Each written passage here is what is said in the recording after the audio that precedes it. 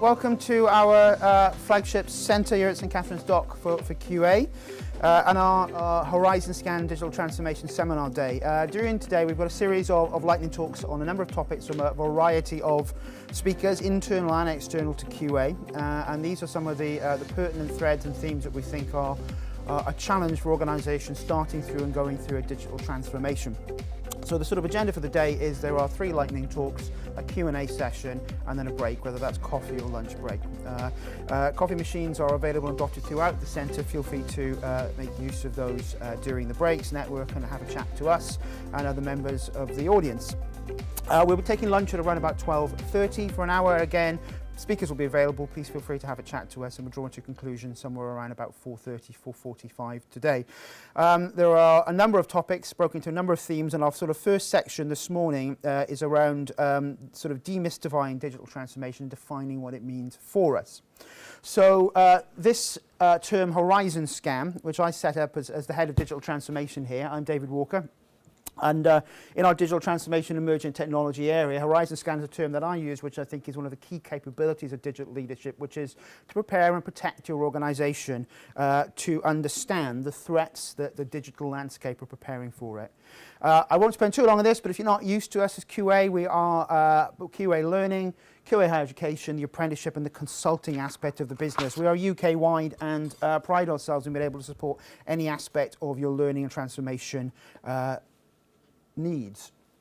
But fundamentally, what I want to answer here today is what is digital transformation and sort of set a set of terms around that. It's an overloaded term like agile and various other things that we've seen over the last few years, but digital transformation for me is fundamentally a profound transformation inside organisations.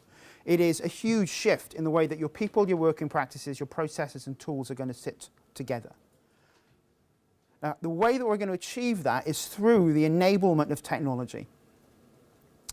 And that technological challenge can either be an enabler or a disruptor. So enabler allows us to change our working practices and approaches.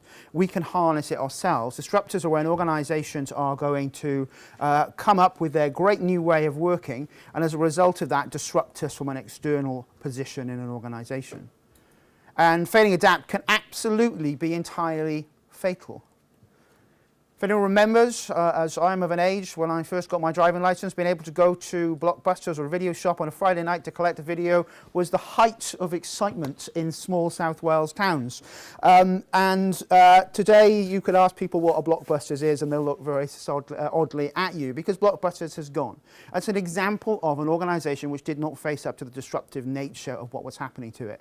There's all sorts of stories around this, unsuccessful ones like Kodak and digital video cameras, successful ones like the Harley-Davidson lean machine and how they changed their innovation cycle to actually respond better to customer need.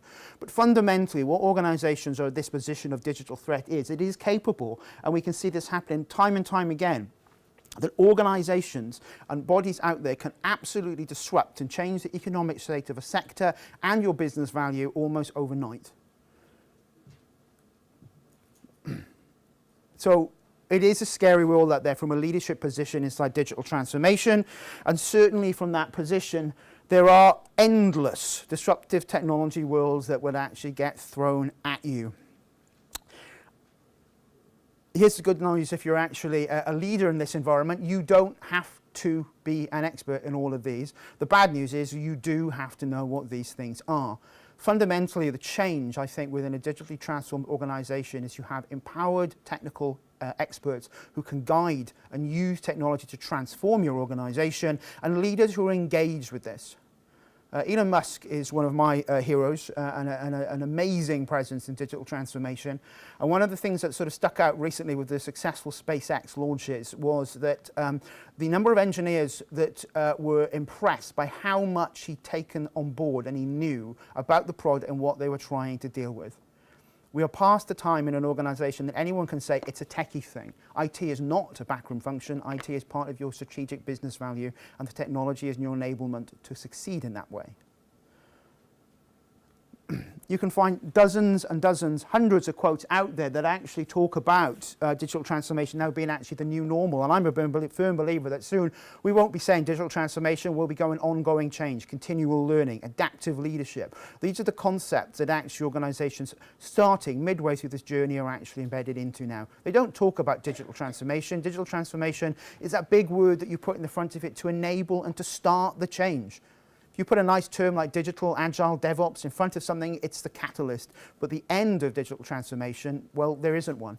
In order to go in digital transformation, your organization needs to be continuing to adapt and change and defend itself against the risks from competitors and external sectors.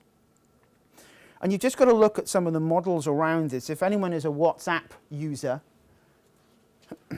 WhatsApp as an organization in terms of its sale and turnover and the number of users it has, the productivity, the profitability that a digitally enabled organization deliver is actually substantive.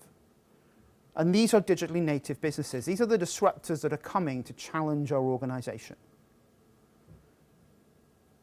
So from a business point of view, digital transformation is actually about improving business value. It is getting efficiency in there, but it's not necessarily about cutting costs. For me, digital transformation, ultimately, what it really is, it's about people. Because they are actually the most important thing that actually sits inside your organization. The people, the trust, the empowerment, the motivation, using technology to take away routine tasks, changing our concept around risk, changing our concept around value. These are successfully digitally transformed organizations. And that means you don't have to throw the baby out with the bathwater. If you're a Prince2 organization, use it. If you're an ITIL organization, adapt it. If you're working with Scrum, are you thinking about Scaled Agile or Nexus? These are the approaches that empower people to do better things, because people are great and they are creative. And good digital organizations like WhatsApp do not have command control structures. They accept ideas from anywhere and they change and they adapt very quickly. So successful digital organizations are in a position where they think like they are a disruptor. I say I head our emerging technologies and digital transformation practice area within QA, and my job is to disrupt our organization before we are disrupted. I have to look at the challenges that customers and partners are adapting, needing to know about and prepare ourselves at the right time that they are able to come to us for support, and we have confidence in terms of how we can answer the need and the talent gap that they have. And it's like looking through a crystal ball, scanning this information, looking for data trends to try and pick up when something now is not a hype cycle, it's something that's important. Unsurprisingly, in January this year, everyone was ringing saying, what can you tell us about blockchain? Because that was a hype cycle. But we need people who are encouraged and empowered to think like disruptors within organizations. We need people who are change-driven. The organizations of today, the skill set you have, the skill set you come into a business with is not the skill set you will leave that business with. As a hiring manager, what I look for is that attitude towards change. Are you tolerant, capable, and able to take on the new technological threats that are going to come around the corner for us, the new ways of working? If you're not, then we have a challenge. We have a significant challenge with our workforce, and we have to build up that confidence and empowerment and trust. You can't change an entire organization overnight, but you can start with people who want to start this transformation. Gene Kim, who's one of the founders of the DevOps movement, says, start with your early adopters, your self-selectors, build a silent majority, and then it becomes normal. But quite importantly, when you have got this silent majority, we move on to the next challenge as soon as we are done. Because if it's business normal, and I feel like this sometimes, like the littlest hobo, we solve the problem, it's business normal, and off on to the next challenge and adventure, and I wouldn't have it any other way. But that's my driver, and that's who I am as an individual. But change is normal. And learning workforces to adapt and change become normal. Because fundamentally, we cannot be in the scenario now that at 21, leaving a university with a degree, we think learning is over. All we've done at 21 is learn to learn.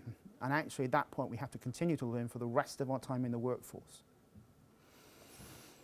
To achieve that, the organization must be curious and tolerant as an organization. You need an appropriate mindset and a thirst for knowledge which is actually critically valued, rewarded, and is an exemplar of behavior. And it starts with a number of people here today are from senior leadership people. If you show that intrigue, if you are the Elon Musk talking to the engineers about how the rockets are going to work, then you're engaged and you're part of the transformation. And technology and digital is something that's happening to you. It's part of the wider environment.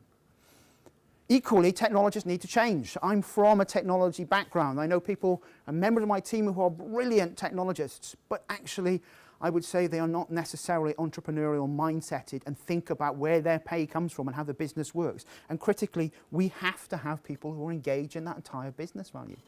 T-shaping is one of my favourite terms in terms of digital transformation. A T-shaped individual has a deep spike of knowledge and a broad set of understanding around everything else that's happening, and that includes the business and the business goals.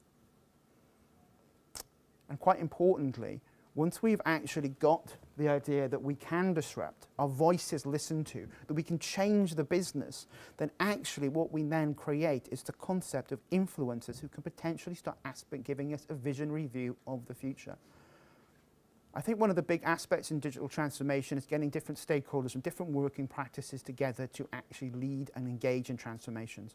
Full digital transformed organizations are empowered to solve problems as soon as they rise. They don't need to go up a chain solving a problem. There's a problem, let's look at it. Let's get people working together to actually create the innovation that will drive the growth inside the organization and reward it. And this is an aspect of actually talent generation and talent management in organizations as well.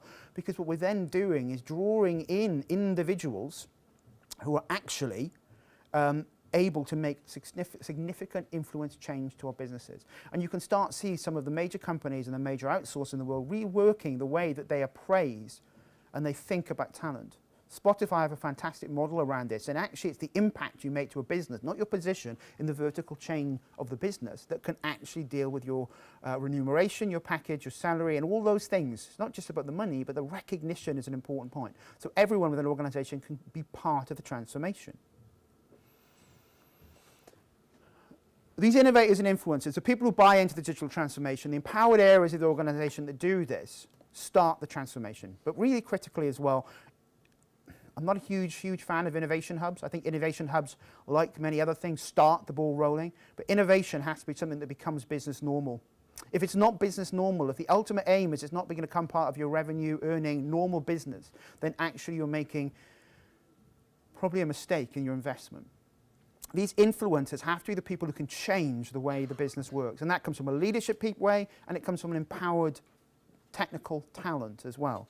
And with that, I think it's quite important to think about, do your leaders, do your influencers have the ability to horizon scan and pick up the technical knowledge that's needed? Do your technical people have the behavioral skills that are necessary to influence, conduct, and move in businesses?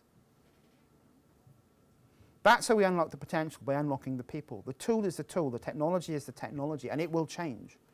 But actually, if we can create a workforce that digital and adaptation and change is actually part of your culture and your DNA and is rewarded, then that's, for me, is what digital transformation really is. I'm going to sum up. You can't afford to stand still. Wherever you are, you can't afford to stand still. There is change coming, and every sector, every industry is at a point of disruption, ours included. However, you don't have to race to the finish. You can start in small audiences. You can start at specific sections of your transformation which make sense today. You can deliver clear, tangible wins. And as I'll talk about in some of my further talks today, you can do that by building a culture which has metrics, analytics, data at its heart, which proves to the business the improvement of working in this way. Because I think that's how we influence the business as well, is by demonstrating that. Because I don't want QA or anyone else in this building to be one of the blockbusters of the future, that someone in 20 years' time is standing up here with our icon of our business talking about how we didn't adapt, and I doubt you want to be the same. So innovation is critical, and that's sort of a central thread that everyone's going to be talking about today, and how we're having to change the way we work, our people, and our processes.